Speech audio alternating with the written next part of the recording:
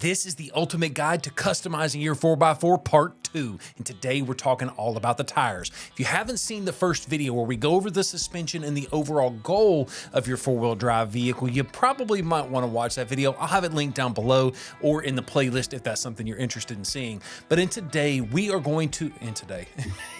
video, we are going to discuss all of the different things that you could ever dream about when it comes to selecting the perfect tires for your off-road rig. If you're new to the channel, my name is Mitchell Watts and I'm from TC Customs. We're a custom shop located out of Alabama. We've actually got two locations. That's two, not that. We got two locations and we can help you customize your vehicle even if you're not buying something from us.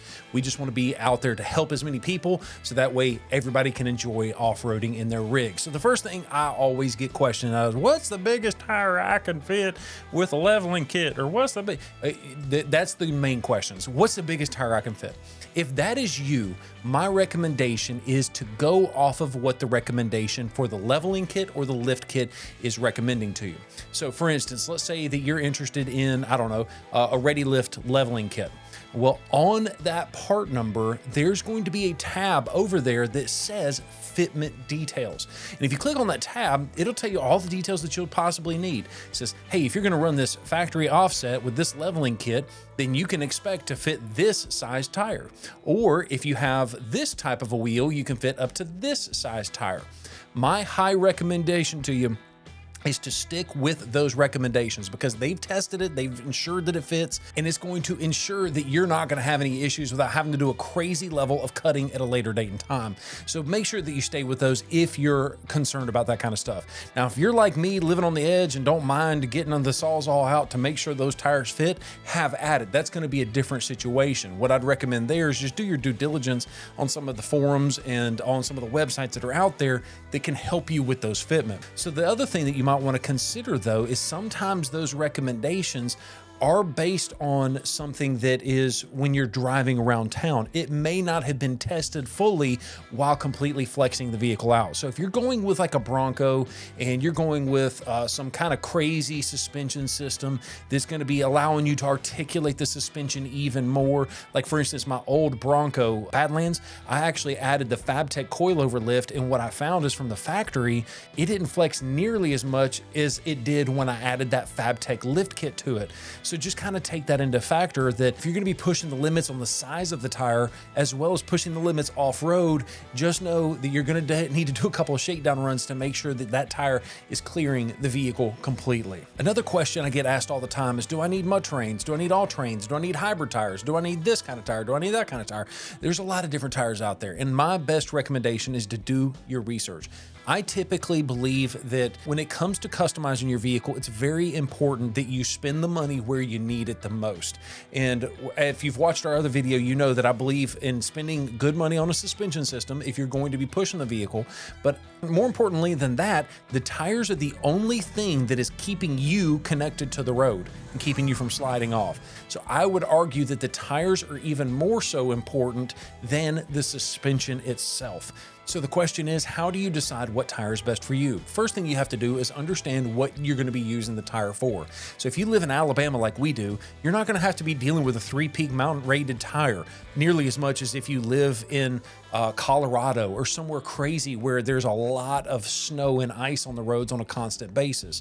So you need to factor that in. Are you going to be driving around where it's really, really hot outside, really, really cold outside? Are you going to be towing with the vehicle? What kind of load ratings do you need on the tires? There's a lot of different things that you need to identify. What are you going to use the truck for first? So if you're going to be modifying your F-150, you need to make sure that the tire you're putting on the truck can actually handle the load that the truck's going to throw at it. And so the first thing you want to do is look at the load range. My recommendation is to never go with a lesser load range than what is included from the vehicle from the factory.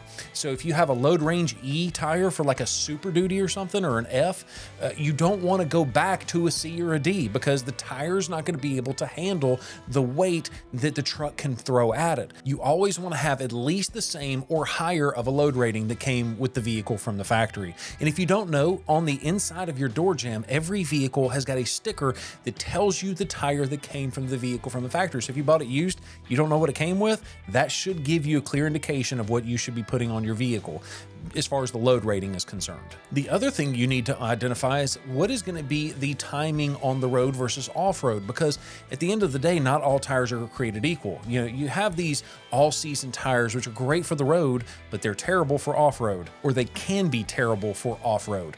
But either way, you have to identify, okay, do I need a mud terrain? Do I need an all-terrain? Do I need a hybrid, which is kind of in between those two? What should I be doing with my off-road vehicle? Well, a big part of that is how much on-road versus off-road driving are you going to be doing? I would argue that the normal average American spends probably 90% of their time on road, and probably 95% on road versus off-road. And so that's the reason you have a huge uptick in these hybrid tires, is because somebody maybe wanted an aggressive all-terrain. They wanted a mud terrain, but really the mud terrain's a little too loud, or it doesn't last as long. And by the way, that's kind of older technology, but either way, those hybrid tires are great for a lot of on-road, but they also perform really, really well off-road. That's why one of the biggest sellers out there are going to be things like the Nitto Ridge Grapplers or the Recon Grapplers. The Recon Grapplers, very similar to the Ridge, but they're a little bit quieter than the Ridge Grapplers. That's probably one of the #1 selling tires at this point in time.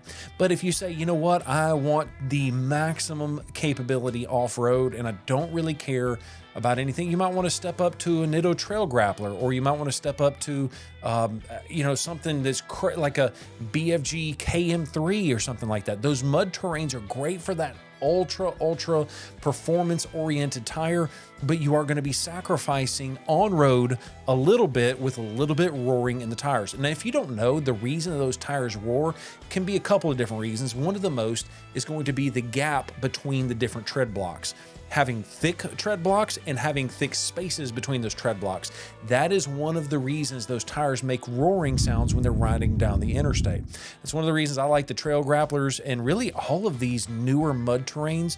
They've spent a lot of time on research and development to quiet those tires as best they can for the category of tire that you are trying to accomplish, which is something with some big open lugs that can sling mud, grab the mud, and then sling it out, or self-clean itself, or eject that mud when you're off-roading. So what are my specific recommendations for tires? Well, I've got a couple of different ones. I've already mentioned to you ways that you can help identify or narrow down those particular tires, but the best thing that I could recommend to you is find a buddy that's running the set of tires you're thinking about already, and see if you can pay him to take you for a drive down the interstate and hear how those tires are acting and see how it's driving. How does it feel? That kind of a thing. I'd also trust that 3-peak mountain rating if that's something that is important to you. At the end of the day, do a little bit of research and spend a little bit more money on these tires. If you're concerned about the overall ride quality of the tire, my recommendation is whatever you're thinking you want, that wild side of you says, hey, I want that Nitto Trail Grappler, you might want to back up a little bit and say,